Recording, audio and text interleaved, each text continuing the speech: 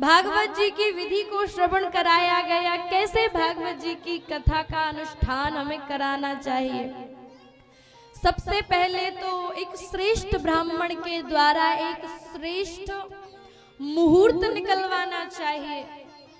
यदि सकाम भाव से कथा को श्रवण करना है तो मुहूर्त की आवश्यकता है, लेकिन यदि मन में केवल भगवान की भक्ति को प्राप्त करने का भाव है तो किसी भी समय कथा को श्रवण करो, वो समय है, शुभ है।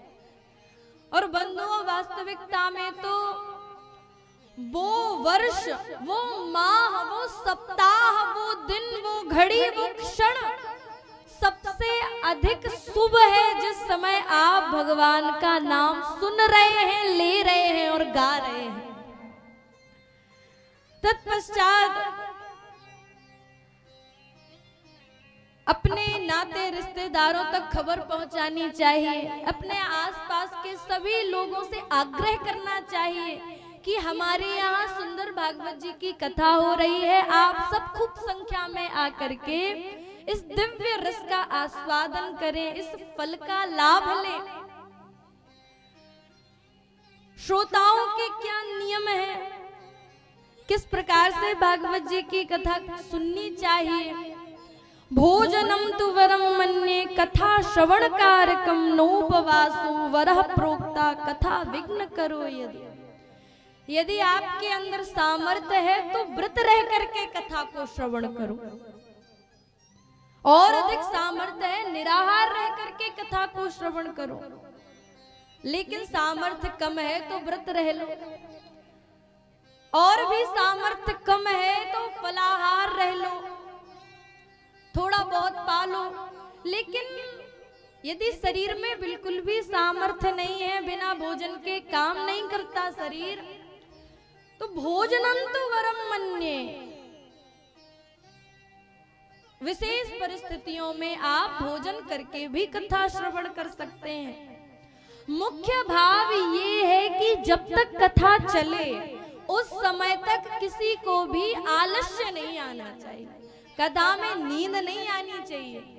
अब आप कहो कि हम तो बिल्कुल निराहार रह करके, निर्जला रह करके कथा श्रवण करेंगे, और कथा पंडाल में बैठे कि चक्कर आने लगे, तो क्या फायदा है ऐसे व्रत का। और दूसरा भाव, इतना भोजन करके आए कि शरीर एकदम सुन्न हो गया, दिमाग सुन्न हो गया, नींद आ गई, तो भी कथा श्रवण करने का कोई फायदा नहीं है। तो उतना पाओ जिसमें शरीर तुष्ट रहे और सहजता से कथा को श्रवण किया जा सके। इस प्रकार के कुछ विधि हैं, और विशेष रूप से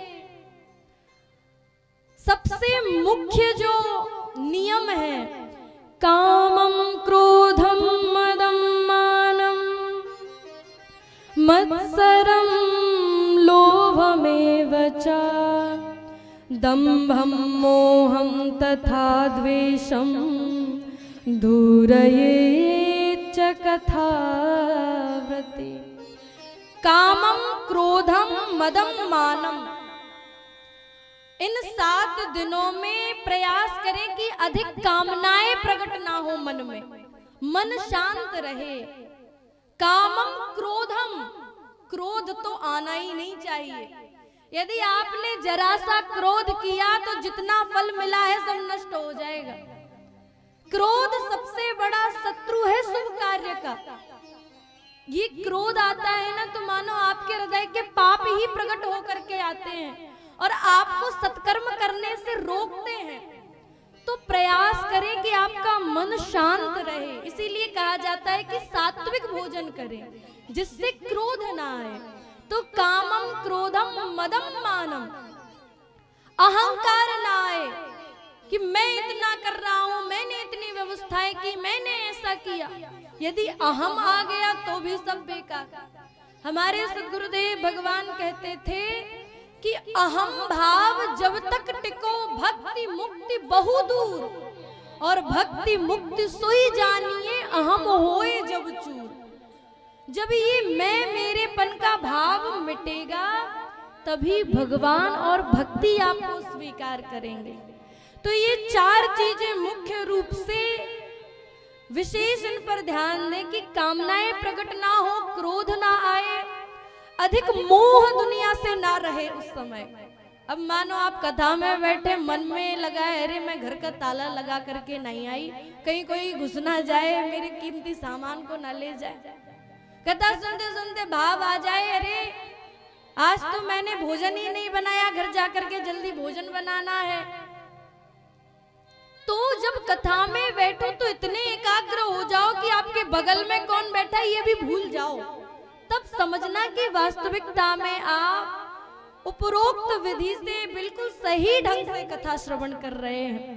तो इस प्रकार से सुंदर नियमों का वर्णन करके सनत कुमार श्री नारद जी के मध्य इस दिव्य कथा को जो हरिद्वार में प्रारंभ हुई थी विश्राम की ओर बढ़ रही है। और जैसे ही विश्राम की ओर बढ़ी, श्री प्रहलाद जी महाराज प्रकट हो गए, उद्धव जी महाराज प्रकट हो गए, नारद जी महाराज प्रकट हो गए, जितने भी भगवान के पार्षद हैं, दिव्य भक्त हैं, सब प्रकट हो गए।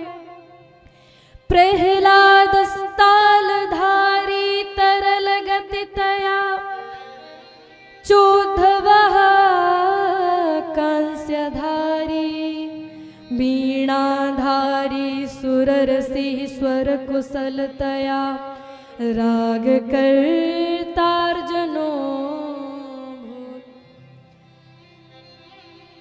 मधुमासा सब प्रकट हो गए।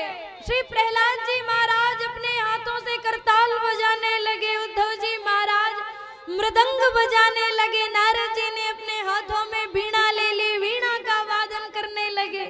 और जैसे ही सनत कुमारों ने भगवान का जय घोष प्रारंभ किया, भक्ति महारानी नटों का जैसा स्वरूप बना करके उस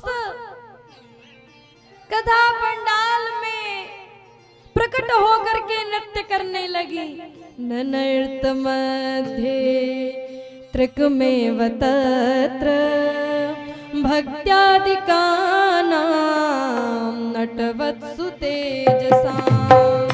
नृत्य मध्य त्रिकमेव तत्र भक्त्यादिकानां नटवत्सु तेजसां। अलौकिकं कीर्तनमेतदीक्ष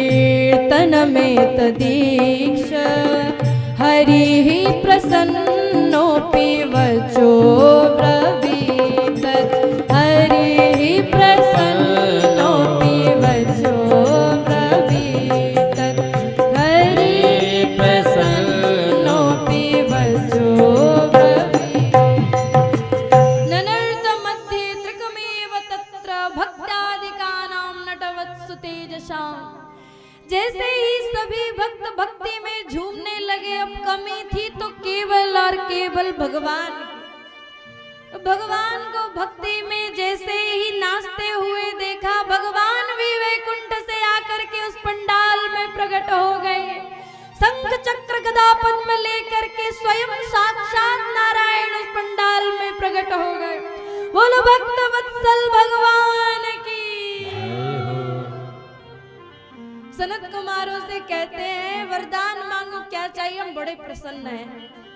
सनत कुमार कहते हैं हे भगवान एक ही वरदान चाहिए, जहां पर भी आपकी कथा गाई जाए और भक्त बड़े मन से प्रसन्न होकर के भक्ति युक्त होकर के कथा को श्रवण करें, उस स्थान पर विश्राम के समय आप ऐसे ही प्रकट होना। शरद कुमारों के भाव को सुन करके भगवान तथास्तु तथास्तु तथास्तु कह करके अंतर ध्यान हो गए। और जैसे ही भगवान की भक्ति का आशीष भक्तों को मिला, सारे भक्त भक्ति में झूमने लगे। राधा के मन में बस गए कुंज बिहारी। राधा के मन में बस गए कुंज बिहारी। राधा के मन में बस गए कुंज बिहारी। राधा के मन में बस गए कुंज बिहारी। श्याम रंग में रंग गई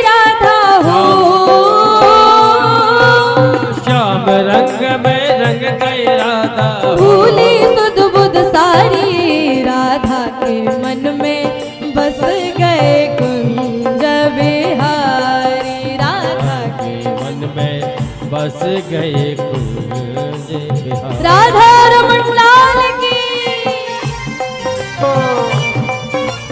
करताल बजाते हुए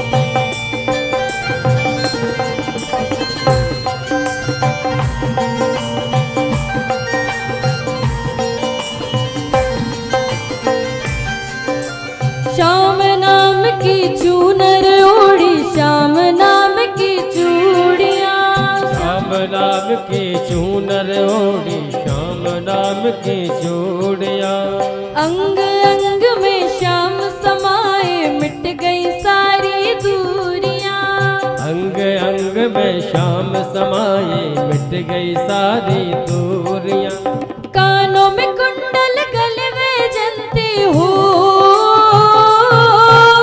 कानों में कुंडल गल पे जलती माला लागे प्यारी, राधा के मन में बस गए कुंज बिहारी, राधा के मन में बस गए कुंज बिहारी, बांके बिहारी लाल में बस गए कुंज बिहारी।